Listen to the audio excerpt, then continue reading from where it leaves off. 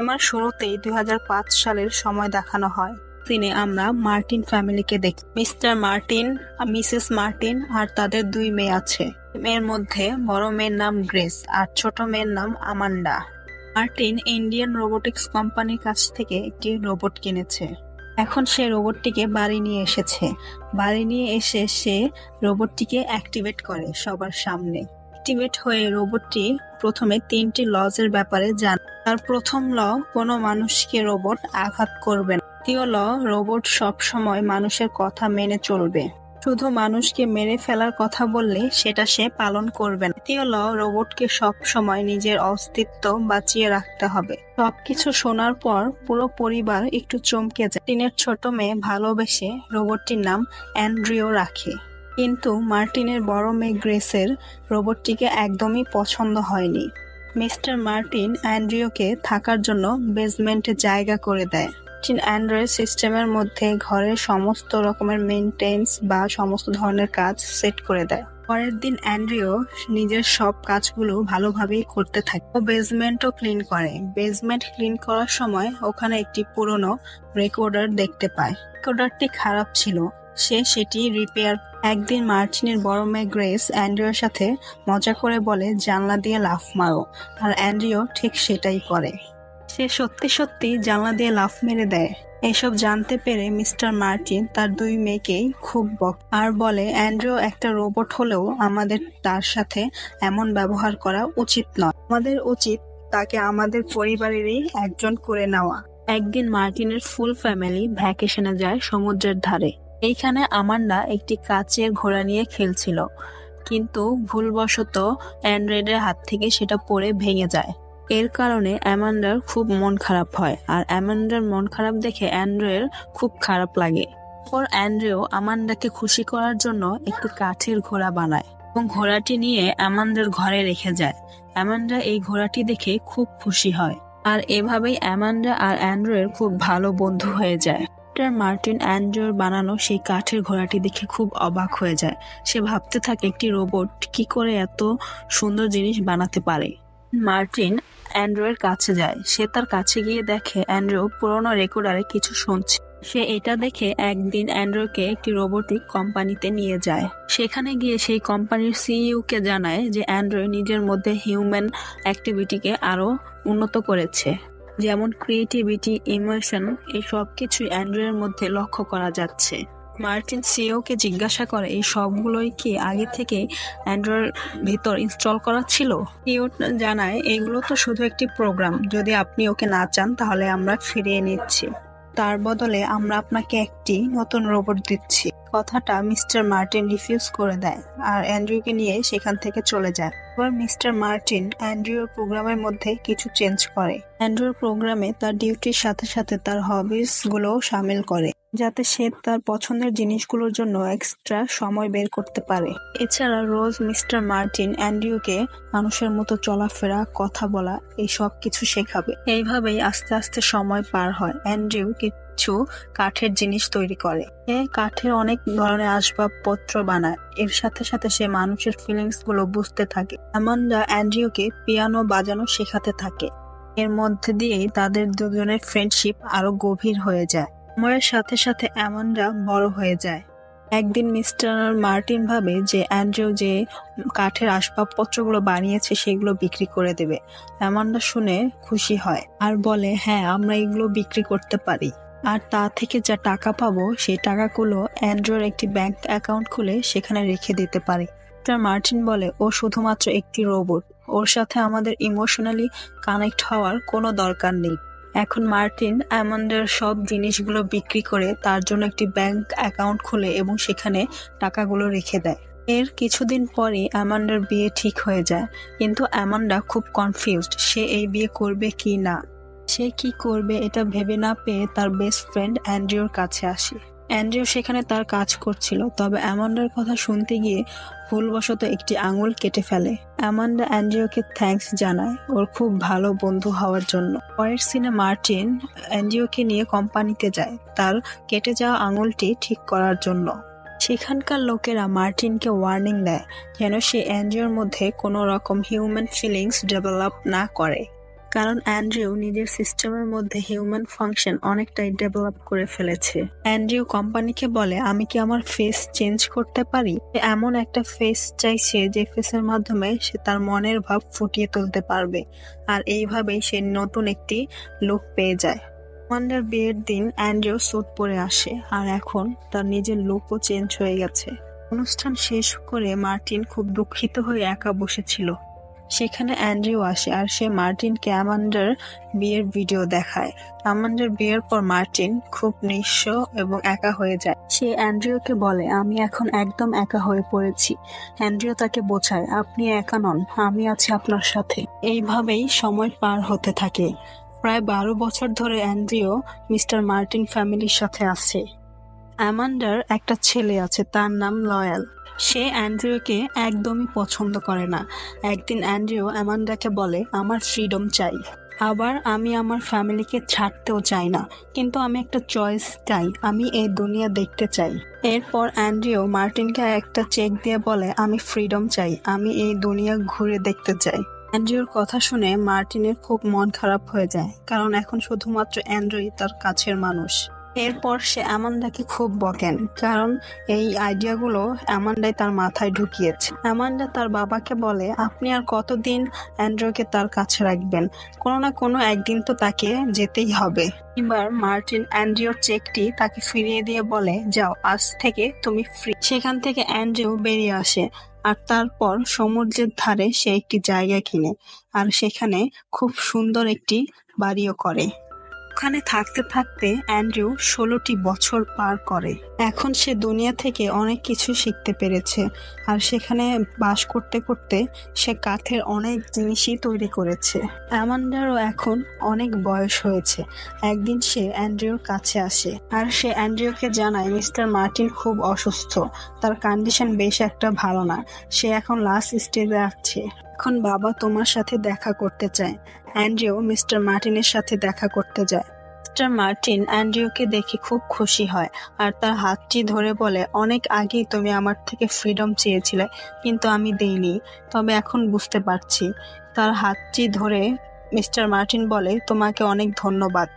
আর এইগুলো বলেই mister Martin মারা যায়। অ্যান্ড্রিউ জানায় সে বাহিরের দুনিয়া দেখতে চায় এবং নিজের মতোই একটি রোবট চায়। কিন্তু বাহিরে যাওয়া তো এত সহজ নয়, তার জন্য তাকে কোর্টে আপিল করতে হবে, আর এর জন্য অ্যান্ড্রিউ কোর্টে রিকোয়েস্ট জানায়। আর কেস ডিল করে অ্যামান্ডার ছেলে লয়াড। সে আবার অ্যান্ড্রিউকে একদমই পছন্দ করে না, জন্য সে অ্যান্ড্রিউর ট্রাভেল অ্যাকসেপ্ট করে দেয়, যাতে সে তার মায়ের কাছ থেকে দূরে থাকতে পারে। এখন অ্যান্ড্রিউ বিভিন্ন কান্ট্রিতে ঘুরে বেড়াতে থাকে আর নিজের মতো রোবট খুঁজতে থাকে, আর সে অ্যামান্ডার সাথে চিঠিতে যোগাযোগ রাখে। এবার অ্যান্ড্রিউ জানতে পারে ওর মতোই একটি রোবট কোনো একটি কান্ট্রিতে আছে। ওখানে পৌঁছে সে দেখতে পারে সেটা একটা ফিমেল রোবট, আর সে ভীষণ এনার্জেটিক। অ্যান্ড্রিউ তাকে দেখে খুব খুশি হয়। তার পেছন পেছন অ্যান্ড্রিউ একটি স্টোর রুমে পৌঁছায়। সে জানতে পারে এই রোবটটি এত অ্যাক্টিভ কারণ তার পার্সোনাল জিম অন করা আছে, মানে হলো কেউ এই রকম সিস্টেম অন করে রেখেছে। ওই রোবটের ওনার রোবটের সাথে দেখা করে, তাকে জানায় তার বাবা ইন্ডিয়ান রোবট কোম্পানিতে কাজ করত। কোনো কারণবশত আমার বাবাকে ওই কোম্পানি থেকে বের করে দেওয়া হয়েছে। এরপরই আমার বাবা এই কোম্পানি স্টার্ট করে। কথায় কথায় অ্যান্ড্রিউ জানতে পারে যে রোবট এমন একটা স্যুট বানাতে চায় যেটা পরার পর যে কোনো রোবটটিকে একদমই মানুষের মতো দেখতে লাগবে। কিন্তু তার এই প্রজেক্টের জন্য কোনো ইনভেস্টর পাচ্ছে না। তার এই প্রজেক্টের কথা শুনে অ্যান্ড্রিউ খুব খুশি এবং তার এই প্রজেক্টে ইনভেস্ট করার জন্য রাজি হয়ে যায়। কিন্তু এর বদলে অ্যান্ড্রিউকেও রোপার্ডের সেই রকম একটা স্যুট বানিয়ে দিতে হবে, আর অ্যান্ড্রিউ সেই স্যুটটি পেয়েও যায়। সেই স্যুটটি পরে তাকে একদম অবিকল মানুষের মতো দেখাচ্ছিল। অ্যান্ড্রিউ নিজেকে দেখে খুব খুশি হয়। এরপর সারপ্রাইজ দিতে অ্যান্ড্রিউ অ্যামান্ডার কাছে তার বাড়িতে যায়। ওখানে গিয়ে সে একটা মেয়েকে পিয়ানো বাজাতে দেখতে পায়, একদমই অ্যামান্ডার মতো দেখতে। তখনই সেখানে আসল অ্যামান্ডা আসে। তার বয়স অনেক হয়েছে, সে দেখতে বুড়ি হয়ে গেছে। অ্যান্ড্রিউকে চিনতে পারে না। অ্যান্ড্রিউ তাকে জানায় সে অ্যান্ড্রিউ। সেই পিয়ানো বাজানো মেয়েটিকে দেখিয়ে অ্যান্ড্রিউকে বলে যে এই হলো আমার নাতনি, মানে তার ছেলে লয়েডের মেয়ে। তার নাম পোর্শিয়া। এবার অ্যান্ড্রিউ নিজের বাড়িতে চলে আসে আর সেখানেই থাকতে শুরু করে। সে নিজের সাথে একটি ডগ রাখে পোষা প্রাণী হিসেবে। একদিন সে ওই ডগটিকে নিয়ে পোর্সিয়ার কাছে যায়। পোর্সিয়া বুঝতে পারে তার একটা হিউম্যান ফ্রেন্ড দরকার। কিছুদিন পর অ্যান্ড্রিউ জানতে পারে যে আমান্ডা হসপিটালে রয়েছে, হার্ট অ্যাটাক হয়েছে। অ্যান্ড্রিউ আমান্ডাকে দেখতে হসপিটালে যায়। এখানে পৌঁছে অ্যান্ড্রিউ দেখে যে সে সেই কাঠের পুতুলটি নিয়ে শুয়ে আছে, যেটা অ্যান্ড্রিউ ছোটবেলায় বানিয়ে দিয়েছিল।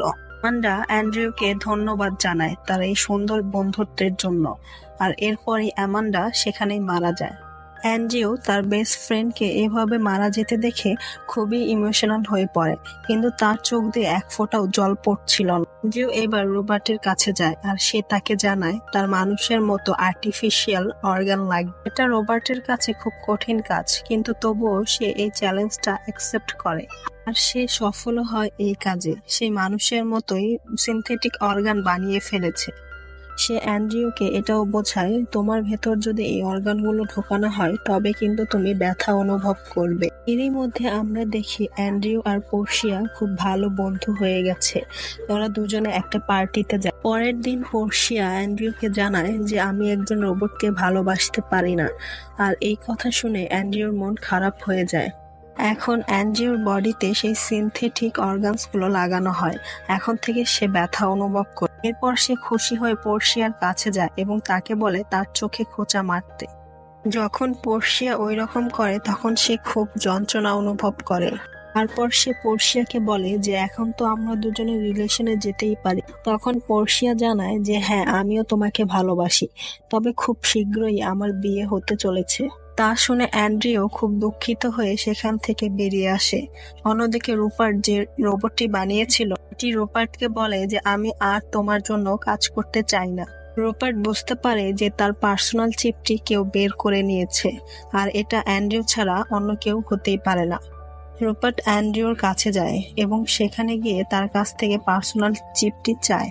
প্রথমে তো অ্যান্ড্রিউ মানতেই চাইছিল না যে তার কাছে কোনো চিপ রয়েছে, কিন্তু তারপর সে সেই চিপটি দিয়ে দেয়। পরের সিনে দেখা যায় সেখানে পোর্সিয়ার এঙ্গেজমেন্ট হচ্ছে। পোর্সিয়াও অ্যান্ড্রিউকে পছন্দ করত। সে ভেবেছিল অ্যান্ড্রিউ তার কাছে এসে এঙ্গেজমেন্ট ভেঙে দিয়ে তাকে নিয়ে যায়। বাড়িতে বসে রুপার্ট অ্যান্ড্রিউকে জানায় যে আমি একটা নতুন প্রযুক্তি আনতে যাচ্ছি, যার মাধ্যমে একজন কমপ্লিট মানুষ হওয়া যাবে। পরের দিন অ্যান্ড্রিউ পোর্সিয়ার কাছে যায় এবং তাকে জানায় আমি তোমাকে খুব পছন্দ করি। এটা শুনে পোর্সিয়া রাগ করে সেখান থেকে চলে যেতে চায়, কিন্তু অ্যান্ড্রিউ তাকে যেতে দেয় না। অ্যান্ড্রিউ তার হাত চেপে ধরে। এরপর তারা খুব ভালো একটা সময় কাটে। পরের দিন আমরা অ্যান্ড্রিউকে দেখি সে একটা নর্মাল মানুষের মতোই ব্রেকফাস্ট করছে আর পোর্সিয়ার সাথে কথা বলছে। পোর্সিয়া তাকে জানায় যে মানুষ আমাদের দুজনের রিলেশনকে কোনোদিনই মেনে নেবে না। এই কথা শুনে অ্যান্ড্রিউ কোর্টে একটা কেস ফাইল করে। সে চাইছিল তাকে যেন মানুষের মতোই সম্মান দেওয়া হয়। ওর ব্যথা অনুভব হয়, ও রাগ হয়, এবং কি ও প্রেমেও পড়েছিল, যার মানে ও মানুষের মতো ইমোশনাল। কিন্তু এত কিছু থাকার পরও সে ওই কেসটা হেরে যায় শুধুমাত্র একটা কারণে, কারণ সে বয়স ধরে রাখতে পারে। মানুষ জন্ম নেয়, বড় হয় এবং সময়ের সাথে সাথে তারা মারাও যায়, কিন্তু অ্যান্ড্রিউর মধ্যে এই অ্যাবিলিটি নেই। যতদিন না সে সময়ের সাথে বয়স্ক হতে পারবে ততদিন তাকে মানুষের মতো মর্যাদা দেওয়া হবে না। এরপর দেখতে দেখতে সময় পার হয়ে যায়। পোর্সিয়া এখন 75 বয়সের বয়স্ক মহিলা, কিন্তু অ্যান্ড্রিউ সে আগের মতোই রয়েছে। অ্যান্ড্রিউ পোর্সিয়াকে জানায় যে এখনকার টেকনোলজির দ্বারা তুমি সারা জীবন আমার সাথে থাকতে পারবে, কিন্তু পোর্সিয়া রাজি হয় না। সে জানায় একজন মানুষ কখনোই সারা জীবন বেঁচে থাকতে পারে না। মানুষের জন্ম মৃত্যু দুটোই থাকে, তারা জন্ম নেয়, বড় হয় এবং কি সময়ের সাথে মারাও যায়। এবার অ্যান্ড্রিউ বসে বসে ভাবতে থাকে যে সে সারা জীবন বাঁচতে চায় না, সে শুধু একটা মানুষের সাথেই বাঁচতে চায়, আর সেটা হলো পোর্সিয়া।